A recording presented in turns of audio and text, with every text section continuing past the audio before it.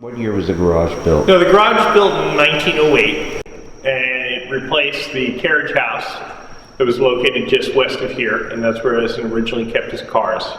And he got his first electric car in 1897, and this charging station may have actually, my understanding is, been originally installed in the carriage house next door, and then installed here when the garage was finished in 1908.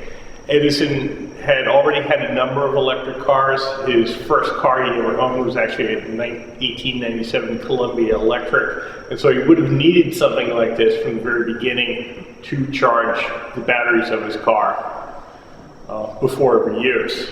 And he really hoped that this would be a real growth industry in the 20th century. Like cars, thought electric cars were really the way to go. It would also be good for the electric companies because during off hours after everyone went to bed, and 100 and some years ago people went to bed much earlier than they do now, it would be something that would provide a use for electric generating stations.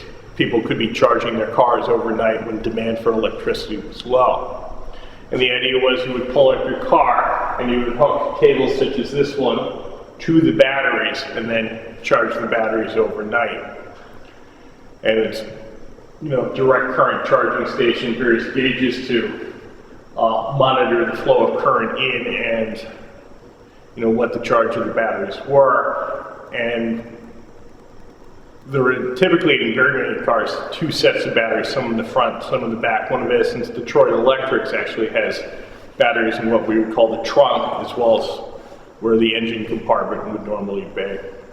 So the cables are quite long, and it's also possible you would have had to maneuver the car, but of course Edison had a chauffeur to do this for many years, and so he had people to do that. But the electric cars work fairly well given the time period. Ranges going upwards of 100 miles, test models going 200 miles on a charge, although the speed at which you did that, you traveled, and the demands you put on the engine going uphill, for instance, would cause the range to differ. They were very popular with women. There are several pictures of Mrs. Edison behind the wheel, or the tiller, as the case may be on some of the early cars, the tiller rather than a wheel.